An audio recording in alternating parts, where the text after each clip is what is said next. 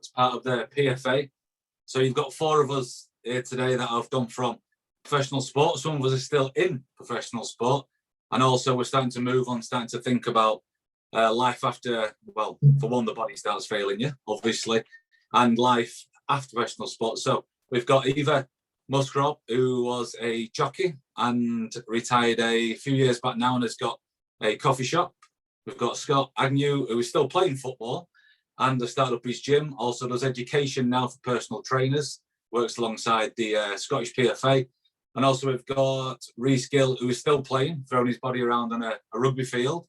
He's got himself a camp van business, flooring, and also has a barber shop, a bit like myself, and still plays for Cardiff Blue Jays. And I'm Matt Glennon. So I used to play professional football for 22 years.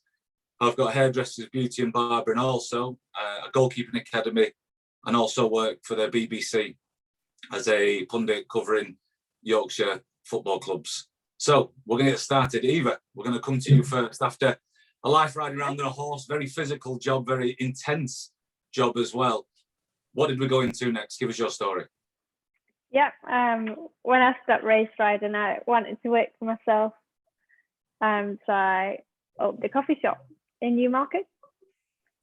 And how are you finding that? And so what brought you to that decision? Well, sort of my riding career wasn't going to plan. So I thought I'd look for something else to do, and I wanted to work for myself. I knew that.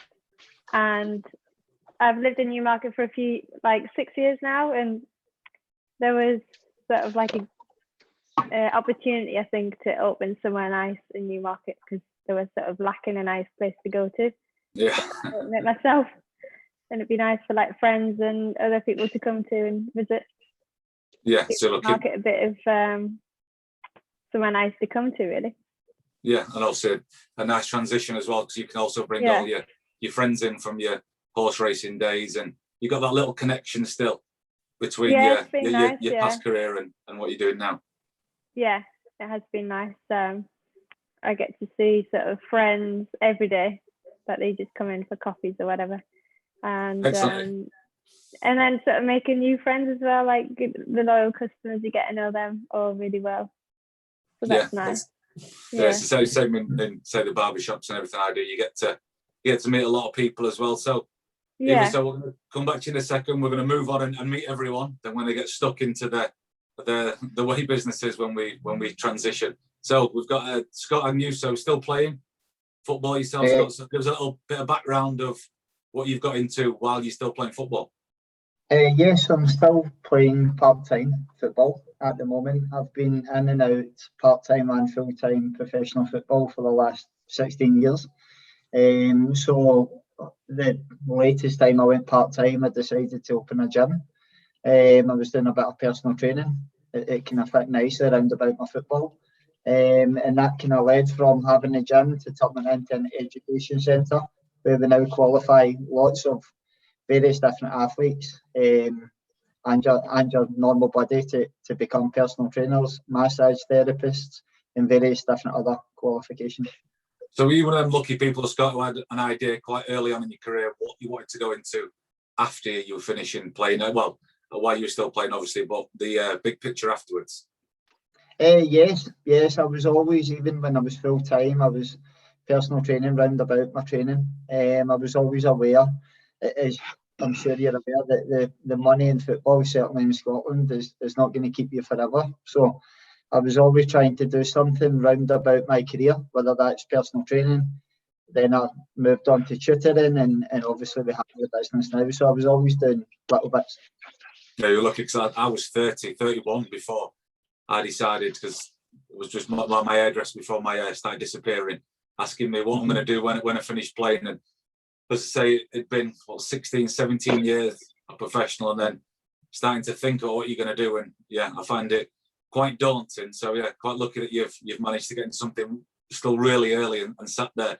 And then so we're going to move on to Rhys. Obviously, you're still playing as well, still putting your body on the line, a very good standard of rugby as well. So how did you get into? Was it the flooring first, camper vans, the barber shop? Give us your story as you're coming say to the end of rugby?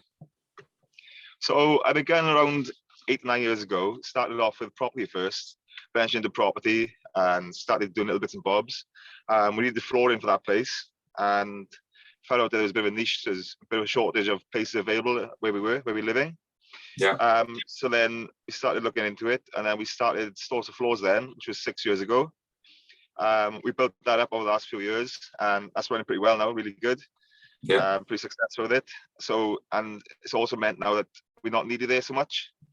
So it's pretty much runs itself, which is a good thing to be at, good level to get to. And now we've ventured off now into a van hire and camper van hire business, which started. Perfect time for it as well right now. No one's going anywhere. Yeah. No, we're all locked down. So, so that started about 3 months ago, and it's going really well at the moment. And so it's going right. And then also as well alongside, like you said, with the barber shop, we started that 2 years ago, and that's going well as well. So, we divulged into a few different things, and they've all gone pretty well so far. What age really is when you started thinking about your life after rugby? Just me asking. So the big thing for me, I was 21, and I was sold the dream. I was going to be a rugby player forever, and all this sort of thing. And then I was released by Cardiff Blues. They released me at 21, and it was like May time, and obviously contracts in rugby run June to June. So I had 1 month's pay left, and they didn't have a clue what I was going to do. I thought I had to find a job in the real world and crack on in the real world and see what crack was. And then last minute, I signed for Saracens. So, and then when I was at Saracens, there's a big focus and big push on doing stuff outside rugby. I'm not sure if you heard of them. Their transition model is one of the best within the rugby environment. So there's a big push for them to be able to do it. So we started went off there. And the thought of, like, I had a 6-month-old son at the time as well when I was 21, and to not have a job and an income was obviously quite daunting. And I realised that they're only one injury away. So since then, it'd be a bit more sensible and grown up, and decided to look at doing stuff. So it's gone pretty well. So at 21, you've done one there, professional sportsman at 21, to have your head screwed on that much, because I know at 21, I wasn't thinking about my career after football. I know it was time for Hull City, and it was more going out and doing your work, enjoying your football. But say full credit to you. So Scott, I'm just going to come back to you because I know you've got to leave us quite early on. There's in there as well. You do some work for the PFA Scotland, Scott. So how have they got involved in your business and helping you make that transition?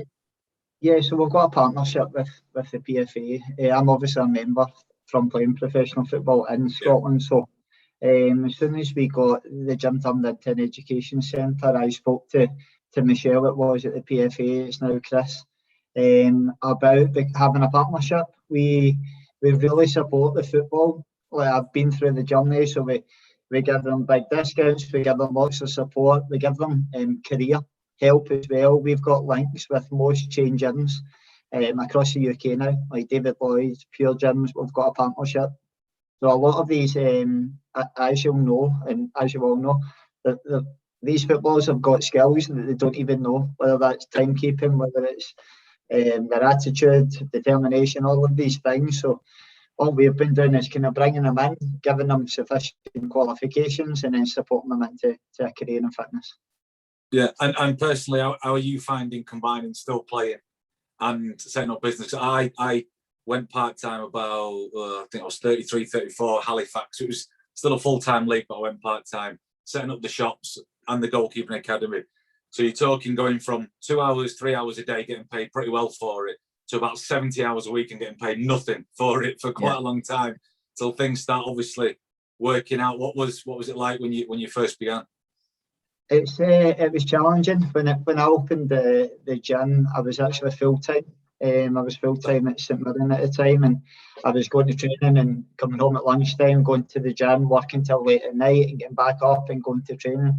I think it was tough for a few months, and I speak to young players now and I try and encourage them to do things round about football, because it's not necessarily taking your eye off your sport. I was going to say, because you've got to focus. Yeah, you've got to have that focus absolutely. on your game. You've got to focus on your business.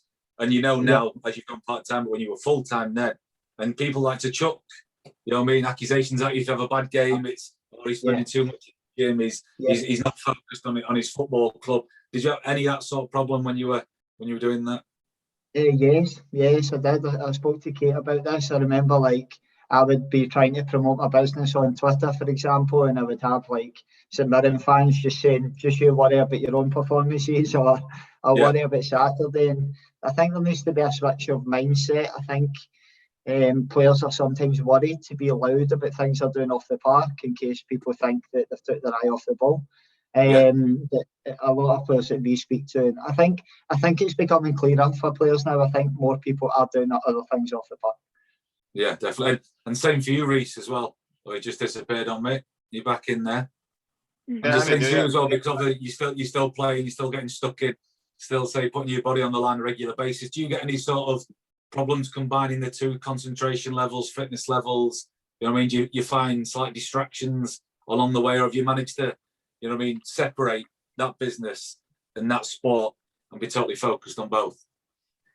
Yeah, obviously you have your challenges. The time off is a big one. So you don't really seem to get time off. Like Zero time off. Yeah. So you finish sort of training, happens around 2 o'clock, and all your mates are going for coffee, and they're all on a chill for the rest of the day, and then go for lunch and dinner. And then you've got to shoot and try and get over and get some stuff done for the unit or something, over the shop. There's always bits of bobs to sort. There's always something that needs sorting, you find. But then you look across then, and on a day off as well, like your mates are all chilling and seem to be doing anything. And they're all actually quite bored. So it's actually quite interesting, quite fun to be able to say, oh, I was a day off. And they're like, oh, I didn't do anything, didn't do much. I was actually quite bored. And then you come in and say, oh, I did this, that, and got this done. So it's really productive. And then you find yourself pretty happy with what you've achieved from that day off, rather than some of the boys just sitting there saying, oh, I haven't done anything. Yeah.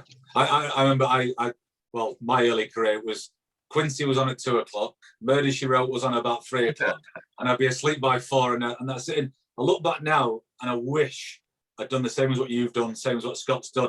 Eva, when I was a lot younger, got stuck into something, because that time is wasted. That afternoon time is wasted just getting nothing done, even if you just do a few courses, a few basic skills and things like that, just while you're finishing 1, 2, 3 o'clock. Professional football maybe goes on a little bit longer now, but say bringing that quicker, bringing that experience, you know what I mean, into your business life while you're still playing, while you're still earning money as well, I think it's important. Yeah, that's a big one, where you're earning still, because actually you don't have to take a salary so much then when you're building up your business. When if you're thrown in the deep end and you have to take a salary as well, then it makes everything a lot harder, doesn't it?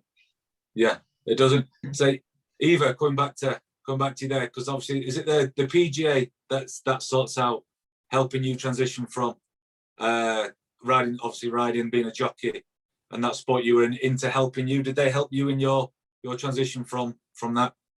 Yes. They helped. Because I didn't PJ really and know Jets, is it? PJ and Jets, your unions that help you? Yeah, Professional Jockeys Association, Jets, yeah. They help fund things, so any courses I wanted to do, they'd help with that. Were they talking to you right from the beginning when you started your career as a jockey? You just got to sort of reach out to them, and I didn't really know what I wanted to do.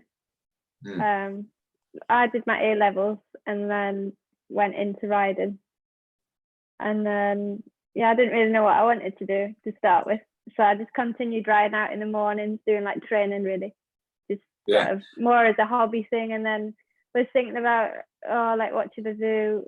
I'll open a coffee shop, and then just sort of went from there, really. And I got in touch with them and said, this is what I need to do, and then they helped me in that way. Helped me sort of find courses. They were very good. Yeah, that light bulb moment you can't beat. And just 1 second before we move on, if anyone who's watching wants to ask any questions, you can get in touch with us as you're watching this webinar and ask us any. We'll answer those questions afterwards. So Eva, what would you say have been your, let's start with biggest challenges before we get onto the good stuff. And I'll ask everyone in a minute, because I'm sure everyone's going to have some fantastic stories of starting up the real big problems, the places where you think you've wasted money or you've made decisions which you wouldn't do now a few years on. Challenges, what, with the business? Just with starting up the business, with finance, with decision making. I bought £4,000 worth of shampoo I've still got £2,000 in my garage still 8 years later because I bought all the wrong stuff. You know what I mean? Those stories of like what you wouldn't do now, which you did then. Well, I think a good choice was to start off small. Yeah. So found a place, like did a bit of research. Me and my partner, we went around into London and went to like the best places to see like what we could take from that and just get some ideas, and then found a little place in Newmarket that was like really handy. And yeah, I just started off small so it was affordable without sort of really like stretching like risks, and so I didn't need like funding or anything like that. I just did it all myself. That's the best way to do it. Because I just didn't want to do something that would like would be like very stressful. Yeah, I mean, like buying. Yeah, I was gonna say like buying tons of weights. Just like buying like a massive shop and not being able to run it yourself, and like to start with, it was hard because it was like quiet, and you're like, oh my god, what have I done? Yeah. You're sort of waiting for people just to sort of come in. You're drinking after, all the coffees like, promoting yourself. it and stuff, and then and then it just like picked up really well. So I was lucky, really. I think patience is the main part of it. Because I remember my first shop as well. Consistent, definitely. Because no one ever came. Every day. My first one, just being there every day and run. I think people like that. It's not just like a random person in there. Like I'm there every day, and then they get to know me as well. It's good. It's not just like random staff in there running it, like not really caring. Like I just sort of put 100% into it every day. Yeah, excellent. And so, Scott, you did go. You must have spent a few quid, because I think eBay and Facebook Marketplace and all these things, since the lockdown, we've seen how much weights and fitness equipment costs. It must have been a bit of an investment when you first opened up.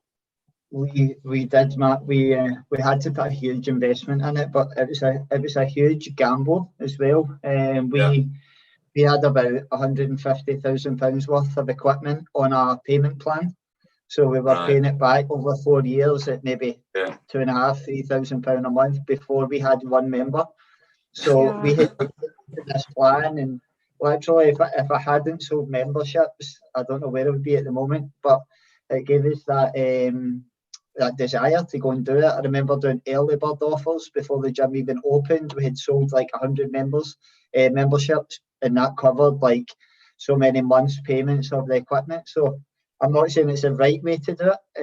I certainly don't know if it is. It was a huge gamble, but find a way. That takes back to the original question. You know, I mean, now with what you've done now and 7 years in, would you have done it the same again, or would you have sought advice somewhere else? Would you have maybe a few more people before you did it? To be honest, Matt, I think it was the only way. We opened a 7,000 square foot gym, so we had to fill it. We had to make it a gym, otherwise we wouldn't have got enough membership. So we were left with no choice on that. It was a gamble, but we had to do it. I think in terms of what I would have done differently, I would have done more research. We opened up in a corporate building, and I remember meeting to speak about rent, and everything was focused on how much is your rent going to be. We eventually got them down to something we were happy with. Then turns out service charge was like 3 times the price of the rent, something they get in last minute. I wasn't aware it was coming. So it's a wee bit about go and get professional advice. As Eva said, I think we probably took on something too big initially to start with. It's came good now, but it was a massive gamble. I think if you're going to take something big, you need to know the ins and outs of all bills.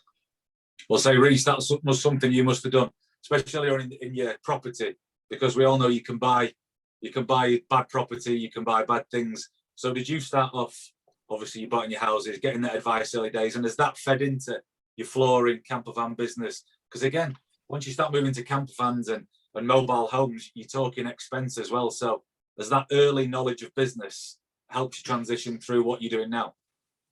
Yeah, definitely. So we didn't start too big. We bought a few cash buys first with housing and stuff, and then built up along the way. So we did, I think probably sell the things, we went the right way rather than diving the deep end. But with the flooring, we had one shop and it was doing brilliant. We expanded to 3 shops. and obviously we're taking 3 times the amount of time, and 3 times the staff. We're paying 3 times the amount of wages, and we soon realised that we were turning over maybe £400,000 more, but the profit was probably £45,000 more. So in relative terms, the amount of outlay we were paying to make a little bit more money. So we then decided to change the whole outlook of the whole build, the whole setup. We stripped it all back and just cut all the costs down and made a little niche with our flooring area where it is in one shop. And I say the profit margins are a lot better rather than having 3 sets of outgoings, which we're just doing average, and we can dedicate more time to this then as it is. Yeah, I say that's the thing. I say I look at mine now. I had 2 buildings, a barbers, hairdressers, only 200 yards apart. But I had this vision of the barbers and the men's and the lady shop made up here. But the problem was, as again, if people have got staff and employ people, you're not always quite sure what's going on. I have to say that quietly because I am in one of the rooms in my salon right now. But I say, so I ended up bringing the 2 together after a few years, and it was the best thing I ever did. You know what I mean? The girls have been great, but you can see the problems going on in your business as well. When you take that step back, I think sometimes you can lose sight of what's happening, what's going on, profits, stock, things that change. And again, that's something I wish that maybe in my own experiences I'd done a little bit sooner. Let's say, so that was good. But we're going to move on as well. So Eva, I think you've already sort of covered this question anyway. Transferable skills from being a professional sports person into business. We talked about, like for me, I actually written something down: communication, patience, and a bleeding thick skin. I think from being a sportsman, having 20,000 people talk about the size of my ears all at the same time. You know what I mean? You suddenly grow a thick skin, and I think for us as professional athletes, I think that definitely helps you when you're moving into the business world. Yeah, definitely. I think being hardworking and wanting to succeed, being competitive, I think that all helps. Yeah, and you said consistency as well, being there even when just being consistently open and consistently good, and just having a good reputation. I think as well, be able to communicate as well, because you've got something else to talk about apart from coffee, the weather as well. And I think having a bit more of a rounded, discussion with people, I get a lot through the door. And we can talk about many things, because not many people will get the coffee served by someone who was a jockey, or a haircut by a footballer, or your train, or you buy an house, or you're from a professional rugby players and footballers. And I think that gives us a little bit of an edge, I think, going into business as well. Yeah, because Newmarket is a small town and a racing town, so you do get a lot of people that just love the sport. So you just general chit chat about racing, and the jockeys come in and well done yesterday, you had a winner, blah blah blah, and owners and presume not buying your cakes though, the jockeys. Getting the salad, have a salad leaf and a coffee. But it's nice. Yeah, and say Scott, same for you. Obviously, you've got the lads around town. You've got the footballers. You can get them to maybe advertise your business as well, and also the fact that you fit going into it, and you can lead by example.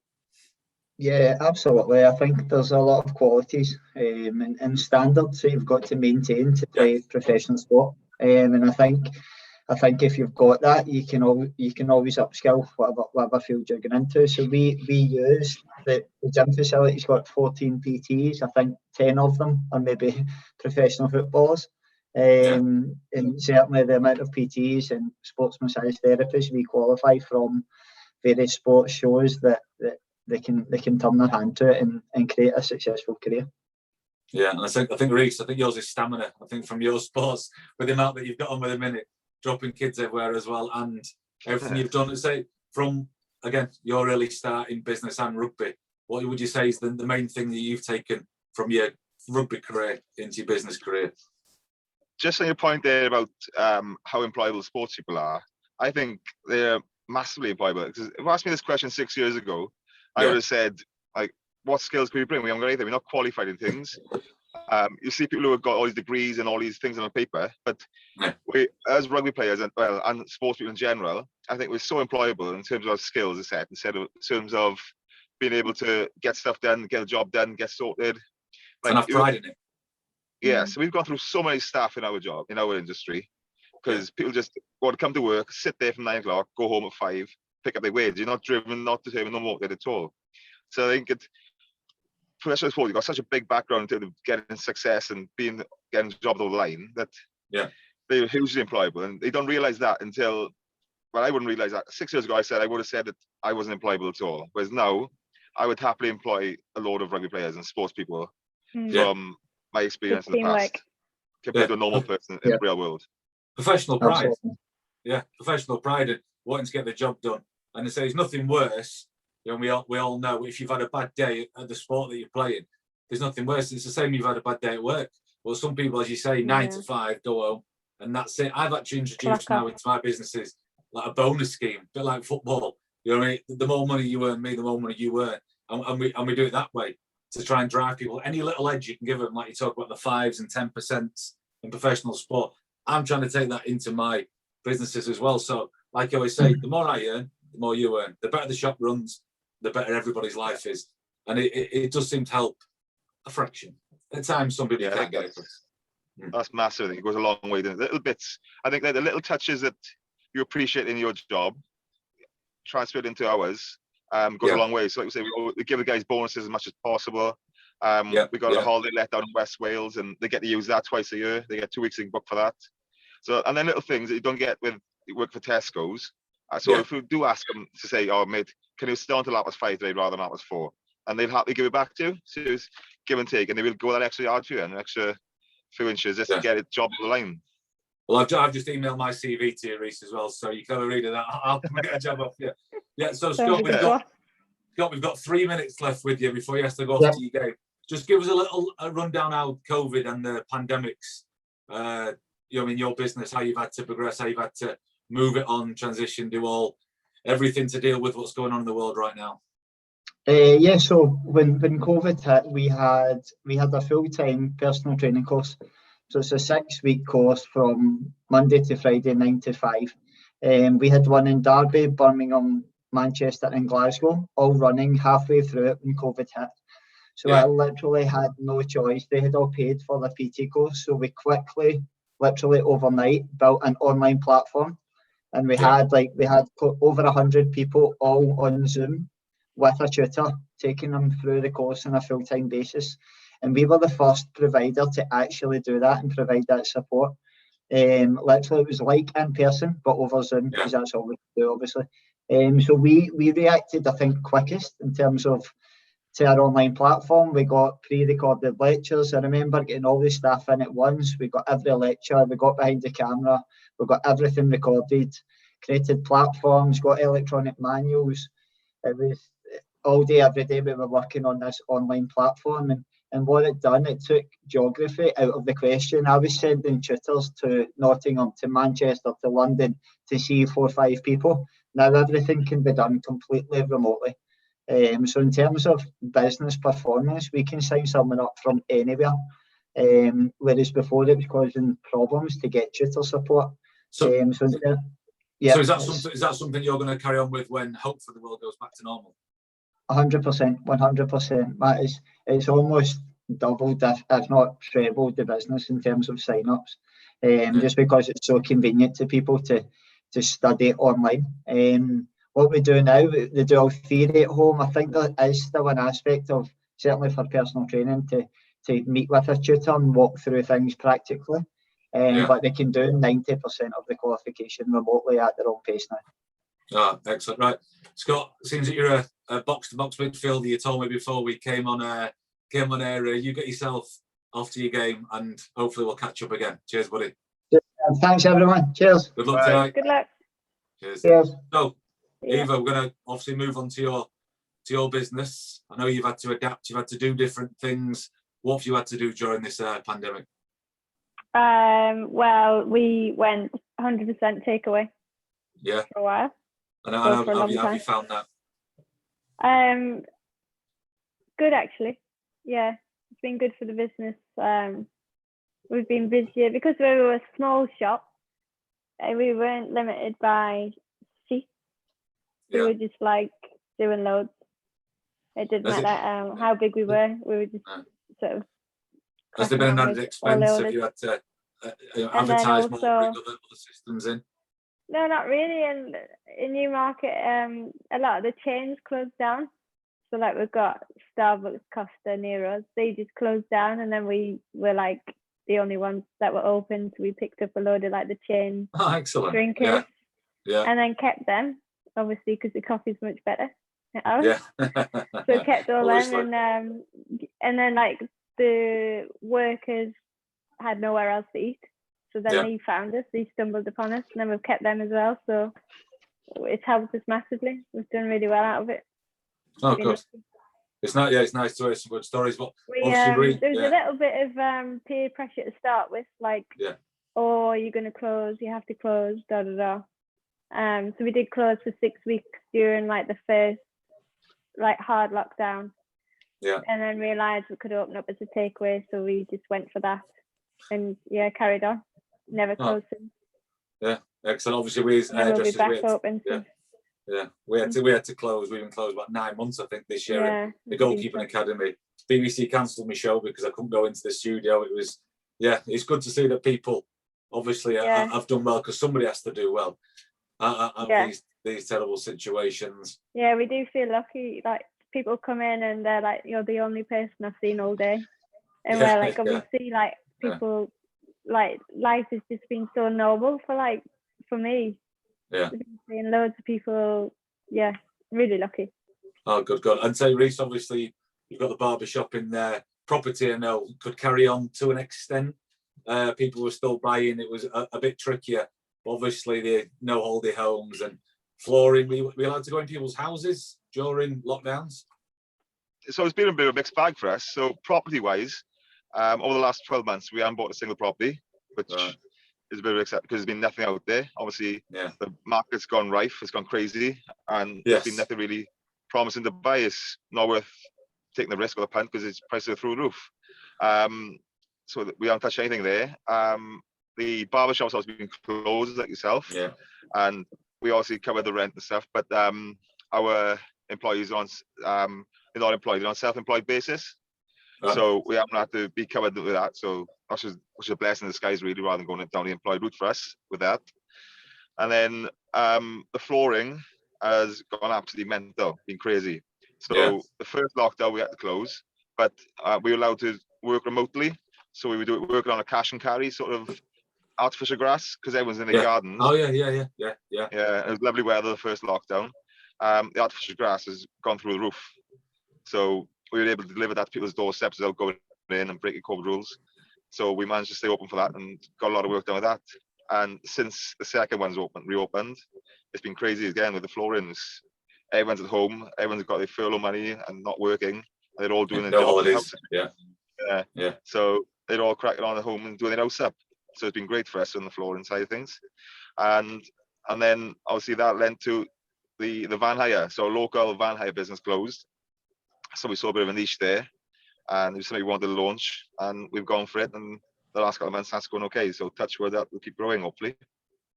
Yeah, so it's been pretty good for us, really. Well, and that's something. Then the astroturfs, the outside stuff, something you're gonna stick with now. I say when life goes back to normal again. Yeah, it's big. It's a massive market for it. We're actually looking to try and get employer-owned fitting teams now and stuff as well, rather than just supply the grass, so we can do the full install then from start to finish. Excellent. So it's been good. I've got a question. I think Rhys, you're going to have to answer this question as well. So I felt this when I started my business up and I was still playing. I must admit I felt the pressure was off a little bit because the financial side, obviously, you sports everything that pays the bills, pays the mortgage, everything. So setting up a business, I must admit I took a bit of a deep breath. Has it helped you in your rugby, knowing that your future after rugby is now secure? Massive. It's huge. It's so big. I got 3 kids as well, so thought of going from earning good money to nothing was a big, massive scare. And now we're in a position where we're ready to transition. So I got another year left in rugby. I'll be 35 at the end of next year. So I think I'll be me then, putting my boots up, and like I say, we're in a position where we're ready to step across and ready to go, really, without the stress and the worry of what am I going to do, which you see with over and over and over in rugby, in the rugby environment. People finish it up. Think I'll be a coach or a pundit, and there's only so many coaching and pundit jobs out there. Yeah, exactly. And it's not for everyone either. So it's very insecure. It's just coaching is just as insecure as playing. Like I got offered. I've been offered a couple of first team goalkeeper coaching jobs, and yeah, the money's all right. But my friend got sacked 6 months after he offered me the job. You know what I mean? You need that. I think something to drop back on and to keep things going. And you can enjoy your football more. You can enjoy your rugby more and things like that, because you know it's there. And I must admit, I remember the day when it started paying and thinking, yeah, I can breathe a little bit now. I can let one through my legs and not worry too much about getting dropped next week. And it's like, yeah, it was oh, good. So I've got a next question. Eva, I'm coming to you on this. Mm-hmm. So next question. So what kind of courses did you go on? What kind of courses would you recommend other people, business-wise? You know what I mean? That change of career, what would you recommend to people wanting to do that? Well, I did a barista latte art course. So that was helped because I had never made coffee before. So I just got like a basic skill on that to help me open up so I could run it myself. I had to do a food hygiene test course to run the kitchen and to be open. And then I did we have an alcohol license as well, so I had to go and excellent. Yeah. So we serve like just a small list of like champagnes and wines and things like that. Because we're like trying to be like more of a brunch style place, so I thought it would be nice to be able to serve some booze.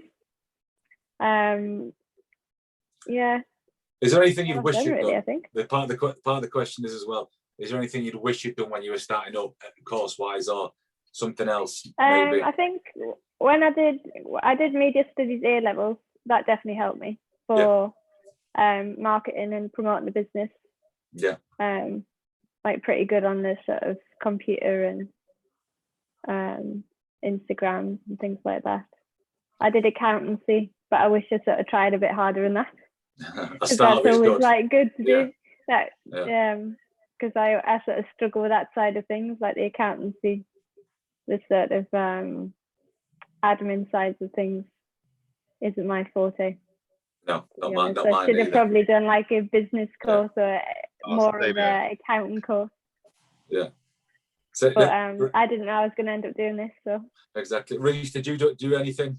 Well, I must admit, my wife does my accounts and does everything else because she does everything from home. Lucky. And the marketing, it is lucky for me. I wouldn't have the time to do it anyway because I'm snipping, cutting hair all day. But anything, Rhys, that you wish you'd have done or did do that's helped course-wise, qualification-wise? No, I didn't. I did my BTEC National Diploma in Sport when I was from 16 to 18. Always thought I want to be obsessed with sport and what do I want to do? I'll go into something with sport, which was a big regret because I thought it was just complete waste 2 years. It wasn't. It's something I didn't want to do. I just thought it'd be the easiest course I could pick. I then went to uni then from there when I was 18 and did my degree in quantity surveying. Which was pretty good. Something completely different. Only reason I came across it was I googled what's the most in demand jobs right now, and top of the list was quantity surveying and accounting. I wish I did pick accounting looking back. Quantity surveying. But no, besides from that, I haven't really done none of the courses. No. Right, next question then. We've got a few coming in. So what's the best thing about running your own business? Go on, Rhys, you can start. You're on screen. You can tell us first. What's the best thing about running your own business? I think we've touched on a few points already. I think the big one for me is I know what I'm doing next in my career, my next chapter. I don't really run the business 9 to 5 every day at the moment. So like I said, I'm not really there all the time. Obviously, being in rugby majority of the time, and then obviously like after rugby, then I'm doing that. But I'm actually looking forward to running it full time properly myself. And obviously, and then being able to take all this as you want, and just it's in a position moment where I'm ready for you to step into it and just be a role where I wouldn't have to be there all day every day and filtering between everything and just sort of putting fires out when required. So I'm looking forward to doing that. Eva, same question. best thing about owning your own business? Feeling in control of my own success, I think. Yeah. And just like doing well for myself. Not because with racing you've got to get the opportunities from other people. Doesn't matter if you're like, if you can ride the horse really well, you still got to get like backing from other people. And like this way, I just feel like I'm doing it for myself. Yeah, your destiny's in your own hands, pretty much like Rhys was saying, I was saying before. The harder you work, you know you're going to get out of it. You can work hard. Racing, you can work hard with football. But if someone doesn't like you, say if the man who owns, the horses, the coaches, the managers, don't particularly, like what you do, or like even your face, tell you the truth, it can go as simple as that in sport. It's out of your hands, whereas you put the hours in, you do the business. It doesn't. Yeah, you just gotta crack on with it. Good stuff. So we're going to move on to the next question, which is, Eva, we'll stay on you. How important has social media been in your business, and what social media platforms do you use? It's been really good for promoting business. I do take a lot of photographs of the food and the coffee, and you get followers, and Facebook's good for promoting in the area. So that's been really good for, especially in lockdown, when people are sort of staying at home, not like stumbling across you. They get information online. Do you dedicate a certain amount of time?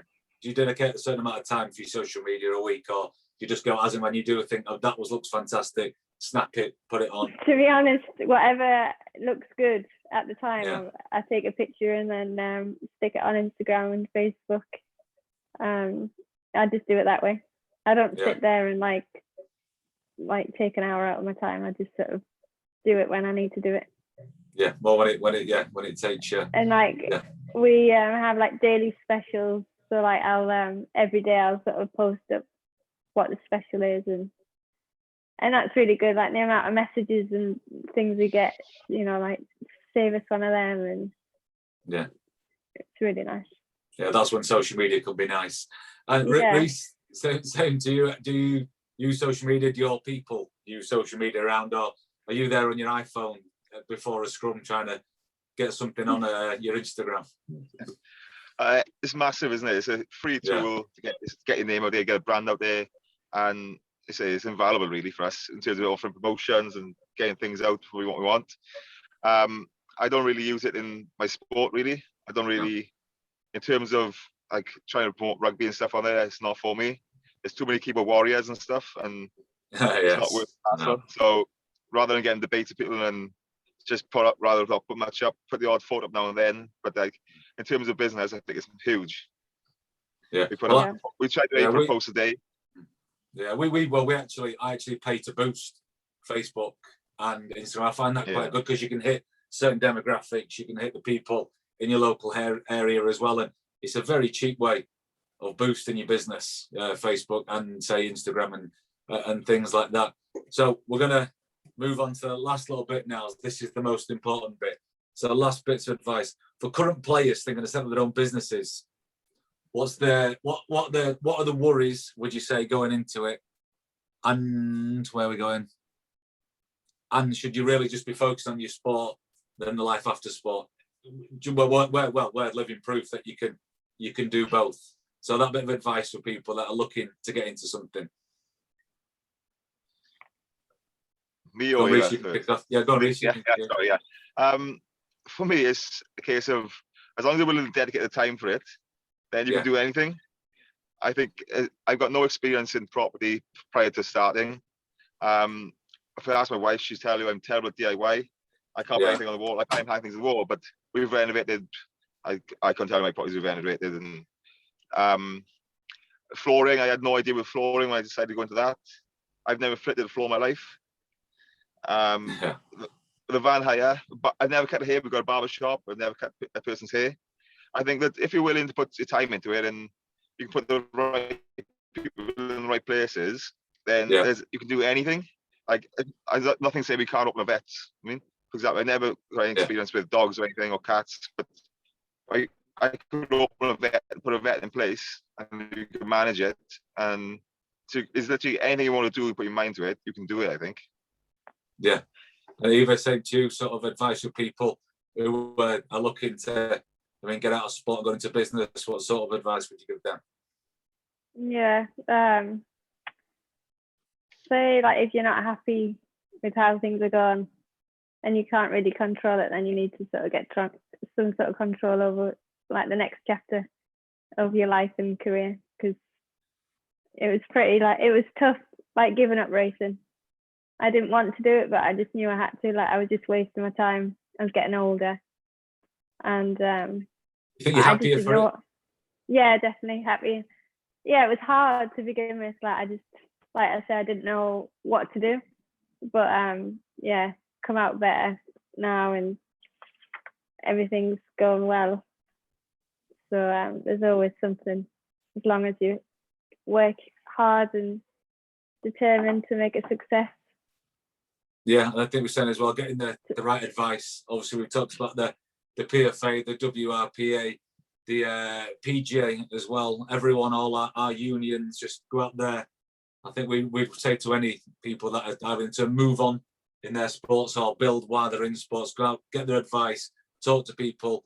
You know what I mean? I've made a few mistakes earlier on, because even though I did go to the PFA and they gave me loads of help, loads of advice, I probably could have done a little bit more as well. So anyone that's watching this, make sure you get the relevant advice from your union. So just for me to say thank you, Rhys, Eva, and good luck with everything. And thank you for coming on today to the career transitions from the PFA. Thank you very much. Great. Thank you. Thanks for having us. See you. Cheers, buddy. Thank you. Cheers.